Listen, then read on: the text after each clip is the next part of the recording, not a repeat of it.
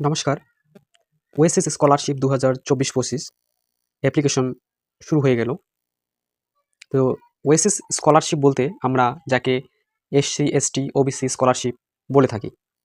তো এখানে দেখতে পাচ্ছেন ২০২৪-২৫ সেশনের জন্য pre matric SC, pre matric ST, pre matric OBC, post matric SC, post matric ST এবং পোস্ট ম্যাট্রিক ওবিসির জন্য অনলাইন আবেদন শুরু হয়েছে।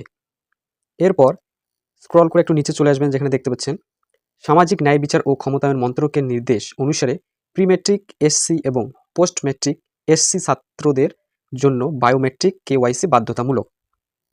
এরপর এই স্কলারশিপের জন্য কারা কারা আবেদন করতে পারবে? এই স্কলারশিপের জন্য কিন্তু শুধুমাত্র পাস করলেই হবে, কোনো পার্সেন্টেজের প্রয়োজন নেই। এই স্কলারশিপ এসসি, এসটি এবং ওবিসি বি ক্যান্ডিডেটরা অ্যাপ্লাই করতে পারবে। তো অ্যাপ্লাই করার আগে ওয়েবসাইটে কিছু ইনস্ট্রাকশন দিয়েছে, সেগুলো আমরা একটু দেখে নেব। ইনস্ট্রাকশনটি দেখার জন্য স্টুডেন্টস রেজিস্ট্রেশন বলে যে অপশনটি রয়েছে, এই অপশনটিতে ক্লিক করবেন। এরপর দেখতে পাচ্ছেন সিলেক্ট ডিস্ট্রিক্ট, এখান থেকে আপনি আপনার ডিস্ট্রিক্টটি সিলেক্ট করে নেবেন এবং সাবমিটে ক্লিক করবেন। ক্লিক করার সাথে সাথে করণীয় ও বর্জনীয় বলে একটি পেজ খুলবে, যেখানে কিছু ইনস্ট্রাকশন রয়েছে। ১ নম্বরে রয়েছে আবেদনপত্রের নির্ধারিত স্থানে আপনার নিজের জাতির শংসাপত্রের নাম্বারটি লিখতে হবে। তো এখানে আপনার অর্থাৎ আপনার যে কাস্ট সার্টিফিকেট নাম্বার সেটি লিখতে হবে।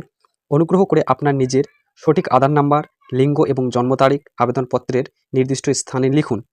জাতি শংসাপত্রের নাম ও আধার যে নাম রয়েছে আধার কার্ডে তা একই হতে হবে। যদি কোনো ভুল থাকে তো আগে সংশোধন করে নেবেন।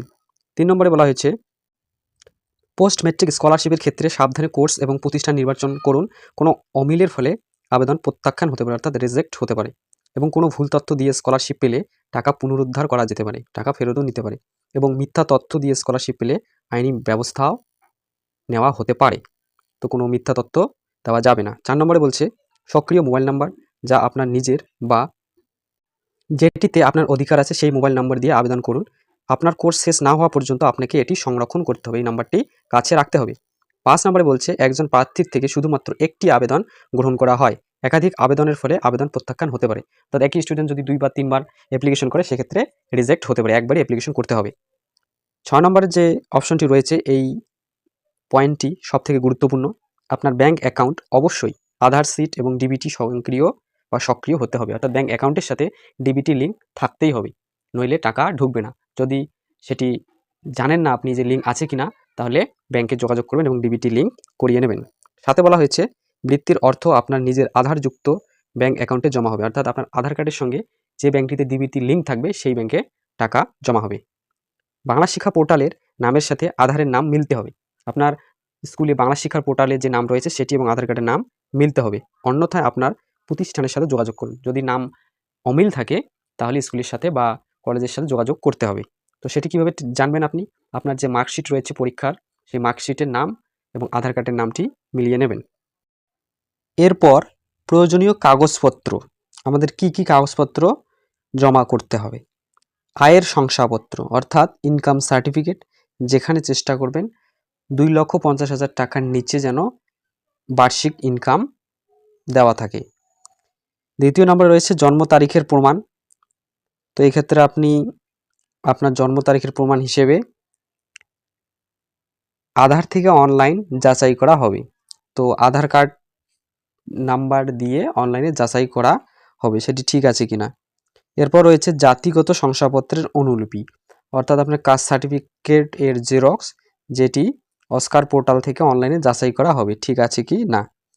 এবং শেষ পরীক্ষায় উত্তীর্ণ হওয়া মার্কশিটের অনুলিপি, অর্থাৎ আপনার লাস্ট যে পরীক্ষাটি দিয়েছেন সেই পরীক্ষার মার্কশিটের জেরক্স কপি দিতে হবে। এরপর কত টাকা করে দেওয়া হবে সেটি যদি দেখতে চান, তো সেক্ষেত্রে স্টুডেন্টস কর্নার যে দেখতে পাচ্ছেন অফিসিয়াল ওয়েব পেজটিতে, এইখান থেকে ডান দিকে স্ক্রল করবেন। এটা ২২-২৩ শিক্ষাবর্ষের, আর একটু স্ক্রল করবেন ২৩-২৪ শিক্ষাবর্ষের ফিস স্ট্রাকচার রয়েছে, এই যে এখানে দেখতে পাচ্ছেন ফিস স্ট্রাকচার, এইখানে ক্লিক করবেন। ক্লিক করার সাথে সাথে একটি পিডিএফ ফর্ম ডাউনলোড হবে এবং সেইখানে সব কিছু দেওয়া থাকবে। এবার ক্লিক করার সাথে সাথেই ফর্মটি ডাউনলোড হয়ে গেল। এইখানে আপনি দেখতে পাবেন পোস্ট ম্যাট্রিকের জন্য কত টাকা করে দেওয়া হবে এখানে দেখে নেবেন একটু। এখানে ইয়ারলি দেওয়া হয়েছে। এরপর প্রি ম্যাট্রিকের জন্য কত টাকা করে দেওয়া হয়েছে এইখান থেকে দেখে নেবেন। ভিডিওটি দেখার জন্য অসংখ্য ধন্যবাদ।